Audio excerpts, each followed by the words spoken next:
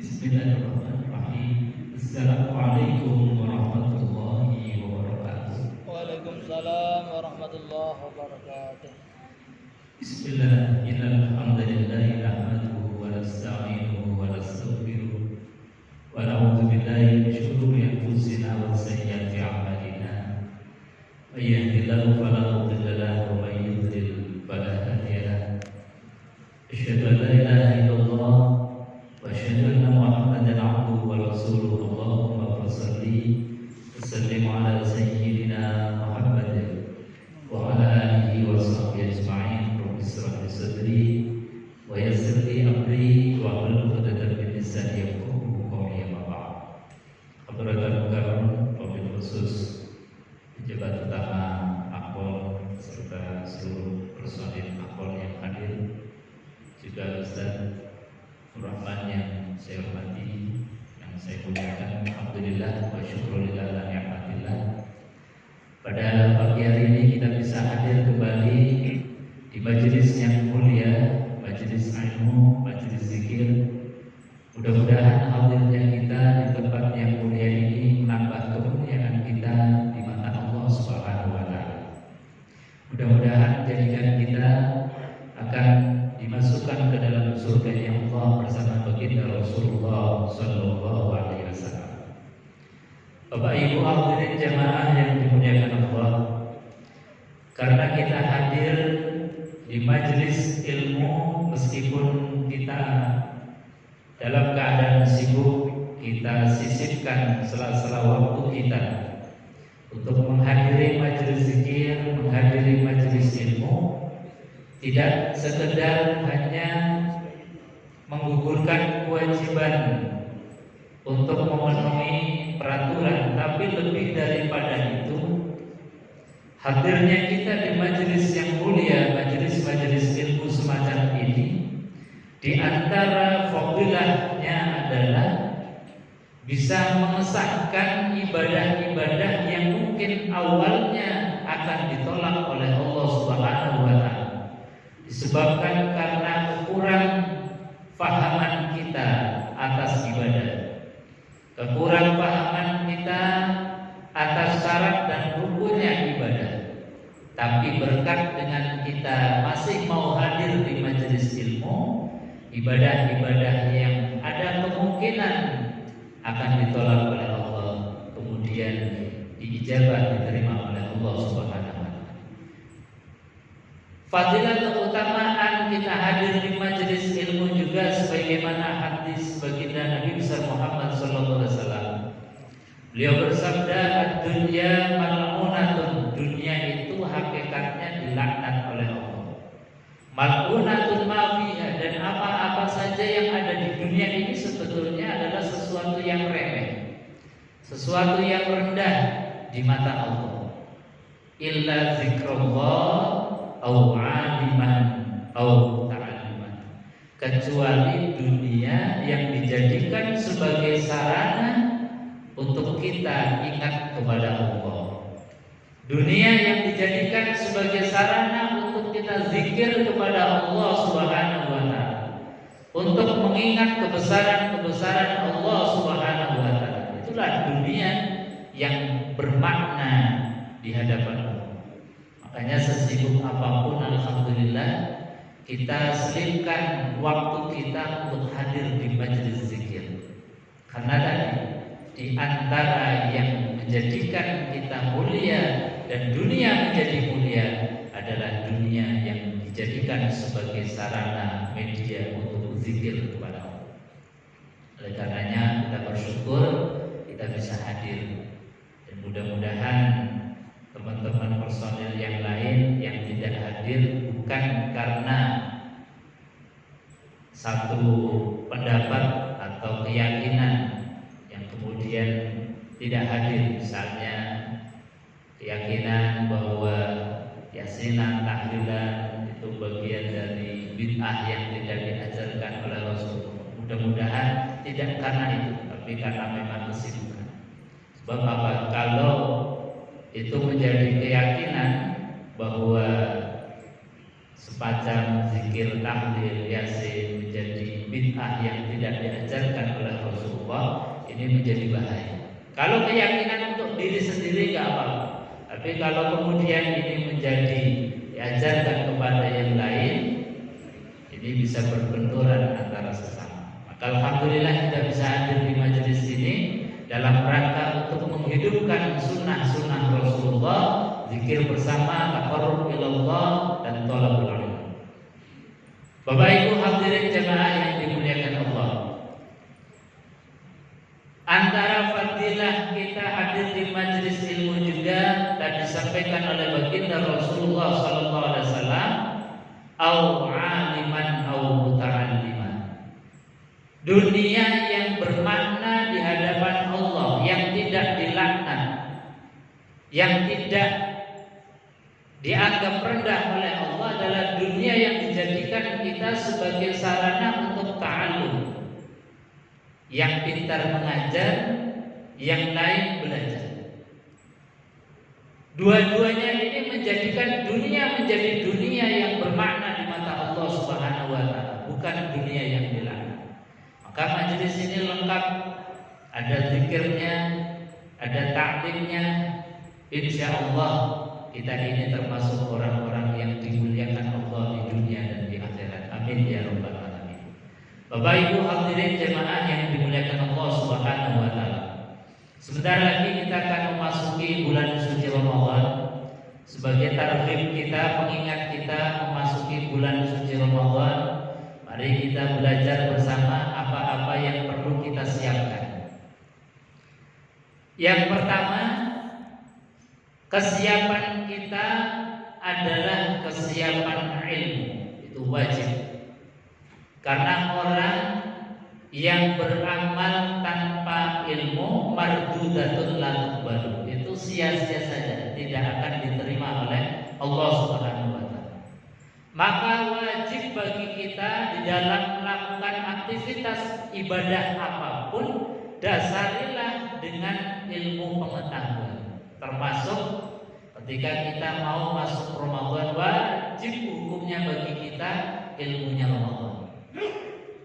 Kita mau haji, mau umroh saja, manasiknya bisa 1 tahun sebelum berangkat sudah manasik. Kita mau umroh sebulan sebelum berangkat itu sudah manasik. Padahal haji itu paling cuma 5 hari, umroh itu paling beberapa jam.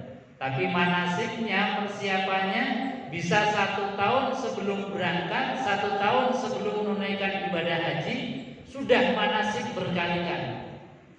Nah, ini Ramadan yang durasinya sebulan penuh, siang malam menjadi ibadah. Kemudian kita masuk Ramadan tanpa ilmu, itu rasanya menjadi sia-sia belaka. Jangan sampai kemudian amaluhu mardudatun la tuqbalu, amalnya mardud, ditolak, la tuqbalu, tidak diterima oleh Allah. Lantaran apa? Karena masuk Ramadan bila ilmin, tanpa dengan pengetahuan yang cukup tentang ilmunya Ramadan. Maka mumpung kita masih ada beberapa hari untuk menambah keilmuan kita atau mengingat kembali ilmu-ilmu yang sudah kita pahami, untuk diingat, direfresh kembali agar masuk Ramadan betul-betul fresh. Yang pertama, ilmu yang harus kita siapkan adalah ilmu akidah kita, tauhid kita. Kenapa ilmu akidah tauhid ini landasan? Karena Allah Subhanahu wa taala berfirman, ya ayyuhalladzina amanu, wahai orang-orang yang beriman. Jadi yang mendapatkan tiket Ramadan itu hanya orang yang beriman. Yang dipanggil oleh Allah Subhanahu wa taala hanya orang yang hatinya punya keyakinan keimanan kepada Allah, kepada Rasulullah sallallahu alaihi wasallam, dan juga ada bukti konkret iman di dalam keseharian. Itu yang dipanggil oleh Allah, ya ayyuhalladzina amanu. Jadi Bapak Ibu hadirin, manusia itu miliaran. Yang Islam juga banyak. Tapi yang dipanggil bukan ya ayyuhal muslimun. Bukan yang dipanggil oleh Allah, bukan ya ayyuhan nas, wahai sekalian manusia, wahai sekalian orang Islam, tidak. Tapi yang dipanggil oleh Allah adalah ya ayyuhalladzina amanu. Karena keimanan ini adalah dasar mendapatkan tiket Ramadan, maka pastikan kita masuk Ramadan bil iman. Pastikan kita masuk Ramadan ada iman di dalam hati. Iman itu kata para ulama tasdiqum biqalbi, membenarkan di dalam hati. Kita yakin, alhamdulillah satu item kita sudah punya. Wa qaulun bilisan, iman itu setelah hati yakin dibuktikan dengan bukti dasar lisan kita, mengucapkan kalimat syahadat asyhadu an la ilaha illallah wa asyhadu anna muhammadar rasul. Itu bukti awal iman yang zahir. Tapi tidak cukup itu kata para ulama, wa amalun bil arkan. Iman itu harus ada bukti konkret yang dilakukan oleh semua anggota tubuh kita. Makanya kita harus uji iman. Sebelum masuk Ramadan kita uji dulu, kita sebetulnya iman apa enggak sih? Jangan-jangan imannya masih sebatas tasdiqum biqalbi wa qaulun bilisan. Arkannya belum. Makanya kita uji dulu. Nah, ujinya ini bisa seperti misalnya baginda Rasulullah SAW memberikan satu barometer iman itu dengan hal-hal yang remeh keseharian. Hadis ini masyhur. Hadis ini mungkin kita hafal bersama. Kata baginda Rasulullah SAW, "Man kana yu'minu billahi wal yawmil akhir fala yu'dzi jaru."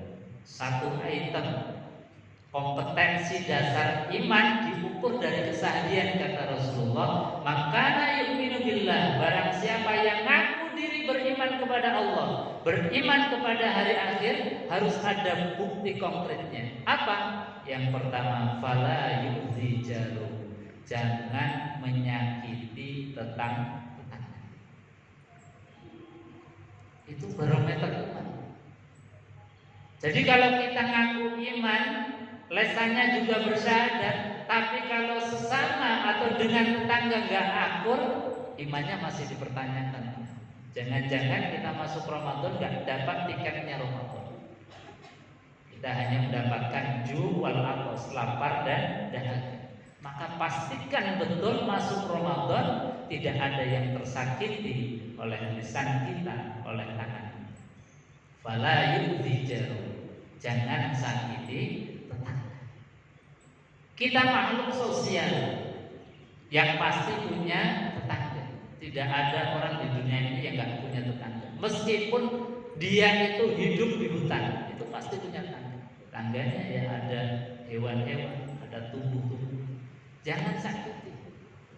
Apalagi tetangga kita itu sesama manusia. Apalagi tetangga kita sesama muslim. Apalagi tetangga kita saudara-saudara. Apalagi tetangga kita orang tua kita. Kok sampai masuk Ramadan masih membawa kebencian-kebencian terhadap tetangga, maka Ramadan akan menolak kita. Karena apa? Iman kita masih sebatas hanya tasdiqu biqalbi wa qaulun bilisan. Belum ada bukti konkret dalam realitas keseharian kita. Maka masuk Ramadan, kita biasakan, budayakan saling maaf-memaafkan. Di kantor kita saling mengikhlaskan. Barangkali kemarin-kemarin masih ada gesekan, ya wajar, namanya manusia biasa. Piring ketemu piring juga kalau bendian bunyi. Sendok ketemu sendok juga kalau benturan juga bunyi, nggak apa-apa, itu wajar saja. Tapi jangan sampai kemudian benturan kita menjadikan kita retak, apalagi sampai pecah. Itu yang nggak boleh. Kalau hanya sekedar bunyi, kalau hanya sekedar kemudian saling ya sindir menyindir, nggak apa. Kita kemudian saling memberikan maaf dan saling memaafkan. Maka masuk Ramadan itu perbanyaklah istighfar dan perbanyaklah minta maaf.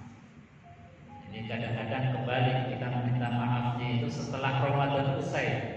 Jangan-jangan kemudian masuk Ramadan kita nggak mendapatkan tiket iman, tapi ikut-ikut saling maafkan. Ya bagus saja, tapi akan lebih bagus manakala mengawali masuk Ramadan itu dengan saling memaafkan. Jadi pastikan fala yudhijaru, jangan sakiti tetangga. Yang kedua kata baginda Rasulullah sallallahu alaihi wasallam, "Man kana yu'minu billahi wal yawmil akhir falyukrim dhaifah." Nabi juga masih mengukur iman dalam keseharian kita. Kata Nabi, "Man kana yu'minu billah," barang siapa yang ngaku diri beriman kepada Allah, beriman kepada hari akhir, falyukrim dhaifah, muliakan tamu. Tamu kita muliakan. Apalagi ada tamu yang istimewa, yaitu syahrul Ramadan yang disifati oleh baginda Rasulullah SAW, syahrul Ramadan, syahrul ummati. Bulan Ramadan itu bulannya umatku, tamu spesial untuk umatku. Mari kita muliakan. Muliakan tamu Ramadan gimana? Tadi dengan ilmunya Ramadan. Kita kemudian farih gembira dengan datangnya Ramadan. Kita sambut Ramadan dengan gegap gempita, dengan senang, dengan kita syiarkan syiar-syiar Ramadan. Ini adalah bagian dari akrim duyuf, memuliakan tamu. Apalagi tamu sesama kita. Maka kita punya tradisi, orang tua kita itu luar biasa dalam memuliakan tamu. Misalnya dalam rancang bangun buat rumah saja, orang tua kita dulu yang dibangun, yang dibuat lebar itu pasti ruang tamu, bahkan dibikin gazebo, joglo dan sebagainya. Itu orang tua kita padahal nggak tahu hadisnya, tapi mereka para orang tua kita itu punya tradisi yang adiluhung dalam akrimud duyuf, memuliakan tamu. Sampai ruang tamunya saja diperbesar, interiornya diperbagus. Kebiasaan ngundang tamu, ada anak baru lahir sudah ngundang tamu, 40 hari ngundang tamu lagi, nanti khitanan ngundang tamu lagi, kemudian nikahan ngundang tamu lagi. Sampai meninggal pun masih membuka pintu untuk datangnya. Karena apa? Karena tamu itu bagian dari kompetensi penilaian terhadap iman kita. Jadi bergembiralah kalau kita itu ditakdir punya tamu. Itu artinya apa? Allah lagi uji iman kita. Kalau kemudian tamu yang sudah memberikan hadiah kepada kita, minimal di awal tamu itu sudah ngasih hadiah. Hadiahnya doa assalamualaikum warahmatullahi. Jangan sampai kemudian kita tamunya sudah ngasih, kita hanya buka kordennya saja. Kira-kira siapa yang datang? Kalau yang bawa stop up kita tutup lagi. Kalau yang datang kita nggak kenal, kita abaikan. Padahal apa? Tamu sudah memberikan hadiah kepada kita dengan doa. Maka kata Quran, ini ajarannya Quran. Wa idza huyyitum bi tahiyyatin fahayyu bi ahsana minha aw misliha. Ketika kalian mendapatkan penghormatan, di antara penghormatan itu doa. Salam. Fahayyu bi ahsan, maka jawablah balaslah kebaikan itu, hadiah itu, penghormatan itu bi'ahsan, dengan yang lebih baik. Au misliha, atau minimal sepadan. Jangan mereka orang lain sudah datang ngasih hadiah penghormatan kepada kita, kita tidak ngasih apa-apa. Itu namanya orang yang tidak punya iman. Maka sekali lagi bahwa iman itu ukurannya sebetulnya bisa diukur dari hal-hal yang remeh, yang kecil. Dan seringkali memang baginda Nabi SAW ukur iman itu bukan yang sifatnya pribadi. Kalau sholat, puasa, zakat, iya itu bagian dari iman, betul. Tapi itu kesalehan pribadi. Tapi Nabi SAW di dalam mengukur iman itu lebih sering keimanan diukur dari hal-hal yang sifatnya komunal, yang sifatnya sosial. Karena kita memang diciptakan oleh Allah menjadi makhluk sosial. Tidak ada satupun kita yang tidak punya tetangga. Maka hormati tetangga, hormati tamu. Kalau ada tamu datang itu kita muliakan. Itu ajaran dari Islam. Kadang-kadang atas nama keamanan kita punya perumahan di depan gang saja sudah ditulis ini, tidak menerima tamu. Ini kadang-kadang saya juga mikir, ini baik, tapi kalau dilihat dari segi keimanan itu rasanya kurang tepat. Baik dari segi keamanan, iya bagus. Mungkin safety tentang perumahan kita, rumah kita, iya bisa. Tapi kalau dari segi keimanan itu kemudian rasanya kita menolak untuk diuji imannya oleh Allah Subhanahu wa Ta'ala. Maka ya pinter-pinternya kita bagaimana mengelola supaya iman ini teruji, bisa terukur, tapi juga rasa aman untuk keluarga, rasa nyaman untuk masyarakat ini bisa terpenuhi. Bapak Ibu hadirin jemaah yang dimuliakan Allah Subhanahu wa Ta'ala. Yang ketiga kata baginda Rasulullah SAW, "Man kana yu'minu billahi wal yaumil akhir falyaqul khairan aw liyasmut." Barang siapa yang mengaku beriman kepada Allah, beriman kepada hari akhir, maka ucapkanlah yang baik. Kalau nggak bisa mengucapkan yang baik, lebih baik diam, kata Rasul. Artinya apa? Lisan ini ternyata menjadi kompetensi iman, ukuran iman. Yang kita katakan bahwa lidah itu tak bertulang. Kadang-kadang ngomong sembarangan. Bahkan kadang seringkali mengucapkan, ini kan mulut-mulut saya sendiri, mau ngomong apa saja terserah. Ini kan mulut-mulut saya sendiri, mau ngomong A, mau ngomong B terserah. Ini namanya orang yang gak punya iman. Karena apa? Lisan itu ada tanggung jawabnya. Wa ma talfizu min qaulin illa ladaihi raqibun atid. Tidaklah apa yang kita ucapkan, kata para ulama tafsir, termasuk ucapan yang remeh, saya mau makan, saya mau pergi, itu saja tercatat rapi oleh Allah, yang dicatat oleh malaikat raqib dan malaikat atid. Apalagi ucapan-ucapan yang mengandung konsekuensi hukum. Ini pasti tidak ada yang terlewat sedikit.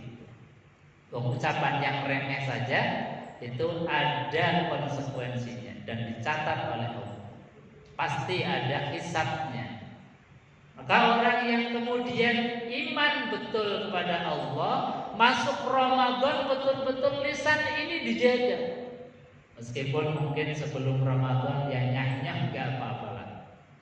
Meskipun mungkin di bulan suci Ramadan bully-bulian sedikit gak apa-apa. Tapi masuk Ramadan kita betul-betul menjaga lisan ini dengan sebaik-baiknya. Kata baginda Rasulullah SAW, orang yang masuk Ramadan kemudian masih berkata bohong, kemudian tidak menjaga lisannya, maka puasanya menjadi sia-sia belaka. tidak diberikan pahala oleh Allah Subhanahu wa taala.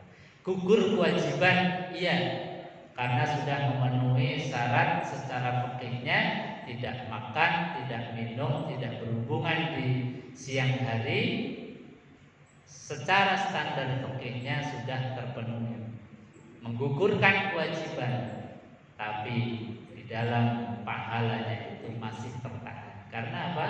Karena lisan kita tidak dijaga. Bapak Ibu hadirin jamaah yang dimuliakan Allah Subhanahu wa taala. Jadi sekali lagi, di dalam kita memasuki bulan suci Ramadan ini, pastikan betul, kita evaluasi betul bahwa kita membawa iman di dalam hati dan ada bukti konkret di dalam kehidupan kita sehari-hari. Ini persiapan iman.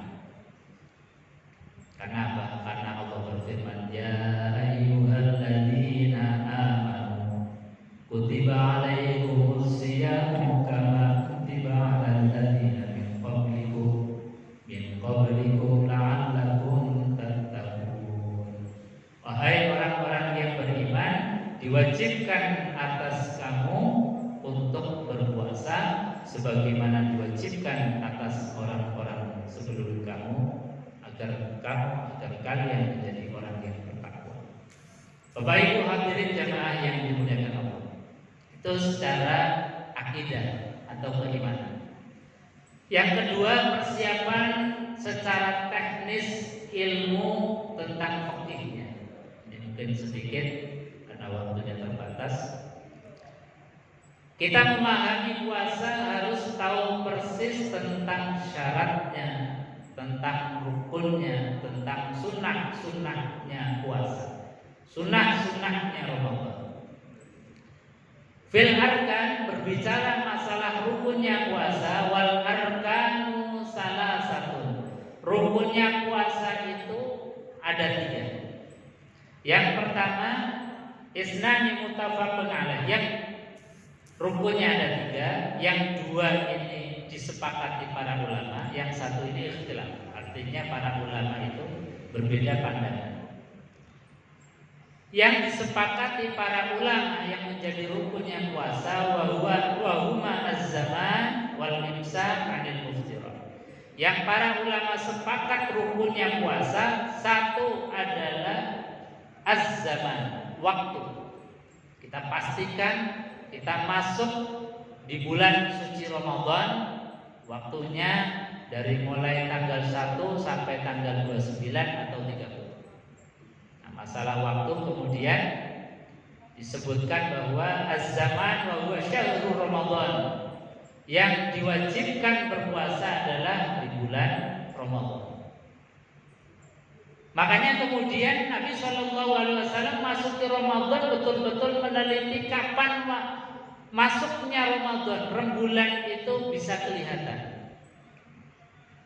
Kan ini kelihatannya untuk awal Ramadan tahun ini, karena sesuai dengan keterangan para ahli, masuk Ramadan ini sudah 7 derajat. Sehingga Ramadan tahun ini kayaknya awalnya sama bareng. Baik NU, Muhammadiyah ataupun yang lain mengawali Ramadan ini kelihatannya sama. Ramadan tahun ini insya Allah dimulai tanggal 23 Maret, hari Kamis. Tapi di dalam mengakhirinya ini kelihatannya mungkin beda nanti. Karena apa? Karena menurut hisab itu baru muncul 1 derajat. Padahal imkan ru'yah itu yang disepakati minimal 2 derajat. Jadi nanti di dalam mengakhiri daripada Ramadan untuk Idul Fitrinya ada kemungkinan berbeda. Tapi semuanya punya dasar dan ini sah di mata hukum. Jadi tidak usah dipolemikan, tinggal kita milih yang mana. Tapi di dalam masalah ini yang menjadi rukunnya puasa adalah zaman, maka yang wajib bagi kita yakini betul bahwa itulah Ramadan. Tinggal kita pilih yang mana. Nah, Asal jangan milih, kalau Ramadan puasanya pengennya yang paling belakang, kalau Idul Fitri pengennya yang paling cepat. Jangan seperti itu nggak boleh. Jadi yakini betul sesuai dengan kemantapan hati, ada ilmunya, silahkan. Karena dua-duanya secara hukum sah, dibolehkan secara syariat. Ada pertimbangan-pertimbangan istihadi yang disahkan secara syariat. Jadi yakini betul az-zaman. Zaman yang dimaksud adalah syahrul Ramadan. Jadi awal dan akhir harus diyakini, tidak boleh ragu-ragu.